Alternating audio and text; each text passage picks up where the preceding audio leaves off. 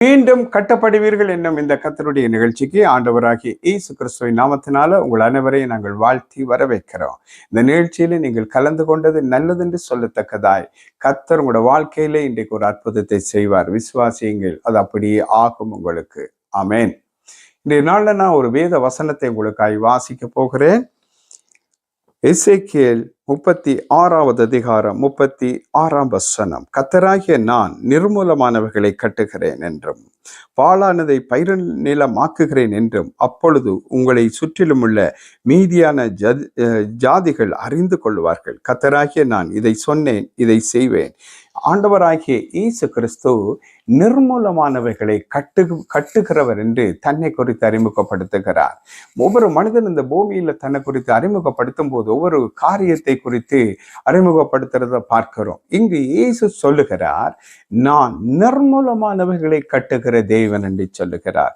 இந்த நாளில் உங்களோட வாழ்க்கை நிர்மூலமான ஒரு கட்டடம் எப்படி ஒரு கல்லி மேல் ஒரு கல்லிராதபடிக்கு நிர்மூலமாக்கப்பட்டது போல இன்றைய நாள் இருக்கலாம். உங்களோட குடும்ப வாழ்க்கை அப்படி இருக்கலாம், உங்களோட பிள்ளைகளுடைய வாழ்க்கை அப்படி இருக்கலாம், ஒருவேளை உங்களுடைய ஆவிக்குரிய வாழ்க்கை அப்படி இருக்கலாம், ஒருவேளை உங்களோட ஊழியம் அப்படி இருக்கலாம், ஒருவேளை உங்களோட படிப்பு அப்படி இருக்கலாம், உங்களோட வேலை எல்லாவற்றையும் இழந்து போன நிர்மூலமான ஒரு நிலையில் இருக்கலாம். இனி எனக்கு ஒரு எதிர்காலம் இல்லை, இனி எனக்கு ஒரு வாழ்க்கை இல்லை, எல்லாம் முடிந்து விட்டது, இதுக்கு மேல நான் இருந்த என்ன, வாழ்ந்த என்ன பிரயோஜனம் என்று கூட நீங்க கேட்கலாம். இன்றைய நாள்ல நீங்க சோர்ந்து போய் துக்கத்தோட நான் வாழ்வதை பார்க்கிலும் சாகுவது நல்லதென்று சொல்லுகிற ஒரு சூழ்நிலையில கூட நீங்க அகப்பட்டிருக்கலாம்.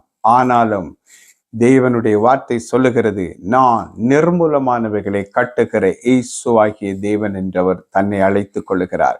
இன்றைய நாள்ல உங்களுடைய நண்பர்கள் உதவி செய்திருக்கலாம், உங்களுக்கு தெரிந்தவர்கள் பெற்றார் உறவினர் உதவி செய்து நிர்மூலமான உங்களோட வாழ்க்கையை மீண்டும் கட்டுவதற்கு முயற்சித்திருக்கலாம். அந்த முயற்சி கூட மீண்டும் நிர்மூலமாக்கப்பட்டு போயிருக்கலாம். ஒரு வழியும் இல்லை என்று நீங்கள் இன்று நினைக்கலாம். ஆனாலும் இயேசு சொல்லுகிறார், நிர்மூலமானவைகளை நான் கட்டுவேன் என்று உங்களுக்கு சொல்லி இருக்கிறார் வேத வசனத்தினூடாய். இன்றைய நாள் உங்களோட வாழ்க்கையில எந்தெந்த பகுதிகள் நிர்மூலமாயிற்று, உங்களோட பிள்ளைகளுடைய வாழ்க்கையில எந்தெந்த பகுதிகள் நிர்மூலமாக்கப்பட்டது, ஆனால் ஆண்டவராகிய இயேசு கிறிஸ்து இன்றைய நாள்ல நிர்மூலமானவைகளை கட்டுவேன் என்று உங்களுக்கு வாக்களிக்கிறார். அதனால் பிரியமானவர்களே, பயப்படாதிருங்க, எல்லாம் அழிந்து போயிட்டு என்று நினைக்காதீங்க. எல்லாம் மீண்டும் புதிதாய் உருவாக்கப்பட போகிறது. மீண்டும் நீங்க ஆதியில இருந்ததை பார்க்கிலும் பெரிதாய் மாற்றப்பட போகிறீங்க. உங்களோட வாழ்க்கையில ஒரு பில்டிங் இருந்தது, அது மிக பழமை வாய்ந்ததாய் மாறிவிட்டது, அதுக்குள்ள மனிதர்கள் குடியிருக்க முடியாமல் போய்விட்டது. ஆதலால் அதை நிர்மூலமாக்கி விட்டார்கள், அவைகளை உடைத்து தகர்த்து எறிந்து விட்டார்கள். அப்பொழுது அந்த வீட்டுல இருந்த அந்த மனிதர்கள் அதை பார்த்த பக்கத்தில் இருந்த மனிதர்கள் எல்லாம் ஆச்சரியப்பட்டு, 100 ஆண்டுகளாய் இந்த பில்டிங் பிளவாய் கம்பீரமா இருந்தது, இன்று அது பழுதாகி விழுந்து போயிட்டுதே என்று அவர்கள் சொல்லக்கூடியதாய் இருந்தது. குறிப்பிட்ட காலம் போனது, 3-4 மாதம் கடந்தது.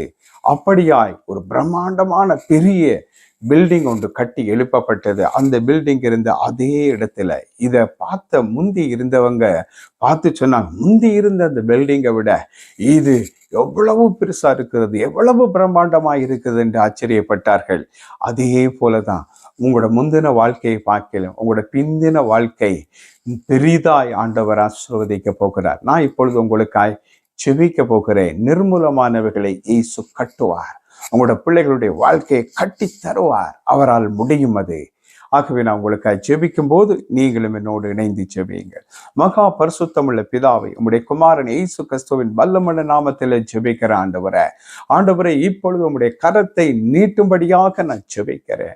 என்னுடைய வாழ்க்கை நிர்மூலமாகிட்டேன், பிள்ளைகளுடைய வாழ்க்கை நிர்மூலமாகிட்டேன், குடும்பம் நிர்மூலமாக்கப்பட்டு விட்டது, என் குடும்பத்தில் நான் மாத்திரம்தான் இருக்கிறேன், மற்றவர்கள் எல்லாரையும் நான் இழந்து விட்டேன் என்று சொல்லுகிற நிலையில் இருக்கிற நிர்மூலமான நிலையில் இருக்கிற அவர்களை மீண்டும் என் ஆண்டவராகிய இயேசு கட்டுவீராக. நிர்மூலமானவர்களை கட்டுவேன் என்று சொன்னீர். அதன்படி நிர்மூலமானவர்களை அவர்களுக்கு கட்டி கொடுக்கும்படியாய் நான் ஜெபிக்கிறேன். மீண்டும் அவருடைய வாழ்க்கை கட்டப்படும்படி ஜெபிக்கிறேன். அது ஆவிக்குரிய வாழ்க்கை, குடும்ப வாழ்க்கை, ஆண்டவரை எதுவாய் இருந்தாலும் நிர்மூலமாய் போனவைகளை மீண்டும் கட்டுங்க இயேசுவே. நீங்க அப்படி செய்கிறதுக்காய் நன்றி. உங்களுடைய கரம் அவைகளை நடப்பிக்கிறதுக்காய் நன்றி இயேசுவே. அவருடைய வாழ்க்கையில இப்பொழுது என்னோடு இணைந்து ஜெபிக்கிற ஒவ்வொருவருடைய வாழ்க்கையிலையும் நிர்மூலமானவைகள் கட்டப்பட்டு அவைகள் உயிர்ப்பிக்கப்பட்டு புதுப்பிக்கப்பட்டு நிலைநிறுத்தப்படும்படியாய் ஜெபிக்கிறேன். எங்கள் ஆண்டவர் நிர்மூலமானவர்களை கட்டுகிற தேவன் என்பதை அவர்கள் உணர்ந்து அறிந்து, நிர்மூலமானவர்களை கட்டி கொடுத்ததை அவர்கள் அறிந்து பார்த்து உம்மை நன்றியோடு துதிக்கத்தக்கதாய் செய்யுங்க. நீங்க அப்படி செய்கிறதற்காய் கோடி கோடி நன்றி.